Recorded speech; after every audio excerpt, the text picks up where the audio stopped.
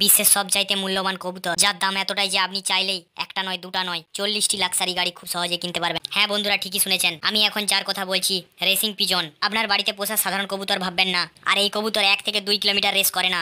এই কবুতর 100 থেকে 1000 কিলোমিটার পর্যন্ত খুব সহজেই উড়তে পারে, আবার খুব সহজে অনায়াসি কম টাইমের মধ্যে নিজের স্থানে ফিরতে পারে। আর হ্যাঁ, যে কবুতরটি কম টাইমের মধ্যে বাসায় ফিরে আসতে পারে তাকে ফার্স্ট হিসাবে ধরা হয়। আর এই রেসটি শুরু হয় খোলা ময়দানে, যেখানে সব কবুতরকে একসাথে ছাড়া হয়। আর এদের পায়ের মধ্যে একটি ডিভাইসও লাগিয়ে দেওয়া হয়, যেটা কিনা লোকেশন আর বাসায় ফেরার টাইমিং দুটোই লোড হয়ে থাকে। আর রেসের সময় এই কবুতরগুলিকে শিকার করে থাকে, যেমন পেগন ফ্যালকন, যেটা দুনিয়ার মধ্যে সবচাইতে দ্রুতগামী পাখি হিসাবে জানা যায়। এই পাখিটি 390 কিলোমিটার গতিতে উড়ে এসে কবুতরকে শিকার করে থাকে, ফলে কবুতর আহত হয় কিংবা অনেক সময় মারাও যায়। এই রেসিং পিজন নিজের বাসায় ফেরার জন্য আর্থ ম্যাগনেটিক ব্যবহার করে থাকে, যার ফলে এ কখনোই নিজের রাস্তা ভুলে না।